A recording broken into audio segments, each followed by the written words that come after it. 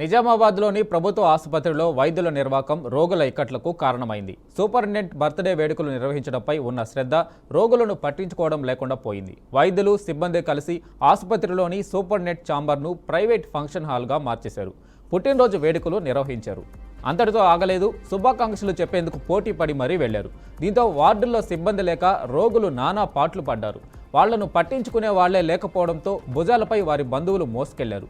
రోగుల ప్రాణాల మీదకు వస్తున్న సిబ్బంది పట్టించుకోకుండా వ్యవహరించడంతో ఆసుపత్రి సూపరింటెండెంట్ పై ఆగ్రహం వ్యక్తం చేశారు. రోగుల బాధలను పట్టించుకోవాల్సిన ఆసుపత్రి పెద్దే ఇలా చేస్తే ఎలా అని ప్రశ్నించారు.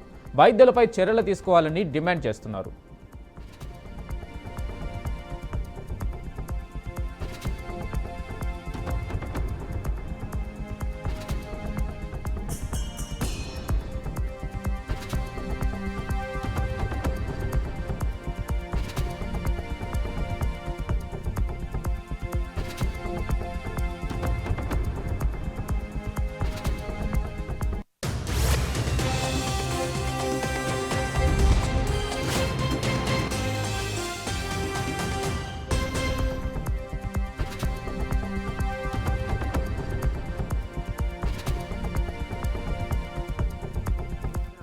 గేట్ బయట పిడిసాసి ఒకసారి పడ్డాయి సార్. ఏ గేటు?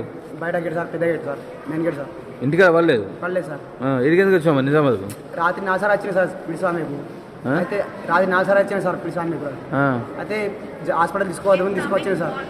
రాగానే పొద్దున్న గేట్ ముందే పడిపోయింది సార్. అయితే ఆడికి వెళ్ళి ఎండలకు చలి పెడుతుందని చెప్తే లేచింది. అప్పటికి చలి పెడుతున్నా అనగానే ఎండలు కూడా పెట్టినా సార్. ఆడికి వెళ్ళి 30 సారి వెంటనే చాలా అవుతుంది సార్. పిడిసి ఆగుతలేదు. అయితే కళ్ళు లేక? కళ్ళు ఆగలే. అదే కళ్ళు లేకనైతే వస్తుంది సారు గిట్ట చెప్తున్నారు. అదే కళ్ళు అలవాటు ఉండే కళ్ళు లేక అవుతుంది. కళ్ళు లేకనే అయింది. 3 సార్లు నాకు తెలియదు. ఇంతకుముందు ఎప్పుడు నచ్చిందా? ఇంతకుముందు వచ్చింది సార్. ఎన్నిసార్లు? ఇంతకుముందు 1 నెల కింద వచ్చింది సార్. యారా? మాదనగర్లో. ఇంటికన్నా సార్. అయితే మా మరదలు తీసుకొచ్చింది సార్. ఇక్కడ ఒక సూర్య ఇంజక్షన్ పెట్టారంట సార్. మరి తీసుకొచ్చి ఇంటికాడ మరి ఎట్లా చేసింది సార్ మా భార్య. మళ్ళీ 1 నెల దాకా పిల్లలు కూడా ఇంటికాడ ఉండే. అప్పుడు నేను లేబర్ అడ్డా మీద పోతాను సార్. ఏ పట్టించుకోకుండా మాకు 4 గుట్టంగా బయట వెళ్ళకొట్టేసి సార్. మా భార్య పొద్దున 6 గంటగా గేట్ బయట పిడిసాసి ఒకసారి పడ్డా సార్.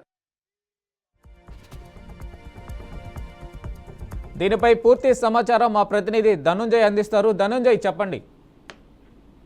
వెంకట్, మనం ప్రస్తుతం చూస్తున్నాం నిజామాబాద్ జిల్లా కేంద్ర ప్రభుత్వ ఆసుపత్రి వివాదాలకు కేంద్ర బిందువుగానే మారిందని చెప్పొచ్చు. ఎందుకంటే గతంలో అనేక వివాదాలకు కేంద్ర బిందువుగా ఉన్న జిల్లా కేంద్ర ఆసుపత్రిలో నిర్వాహకం చూస్తుంటే రోజు రోజుకు బట్ట బయలైతున్న పరిస్థితి మనం చూస్తున్నాం. రోగులకు నిత్యం వైద్య సేవలు అందించే జిల్లా కేంద్ర ఆసుపత్రిలో బర్త్డే వేడుకలు ఘనంగా జరుపుకోవడంపై సర్వత్రా విమర్శలకు దారితీస్తుంది. ఈ రోజు జిల్లా కేంద్రంలోని స్థానిక ఆసుపత్రి ఆవరణలో తన ఛాంబర్లో సూపరింటెండెంట్ బర్త్డే వేడుకల సందర్భాన్ని చూస్తుంటే మనకు అందరూ నవ్విపోయే పరిస్థితి మనకు అక్కడ తెలుస్తుంది.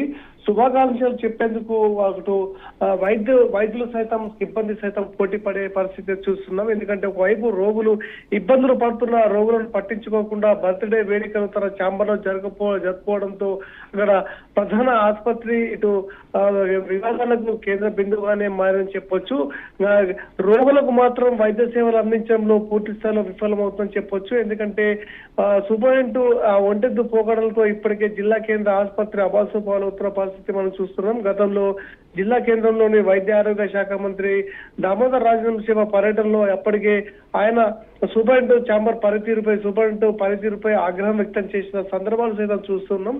ఈ రకంగా ఏకంగా తన బర్త్డే వేడుకలు తన ఛాంబర్లో శుభాకాంక్షలు జరుపుకోవడంపై పెద్ద కు దారి తీసుకొని చెప్పొచ్చు.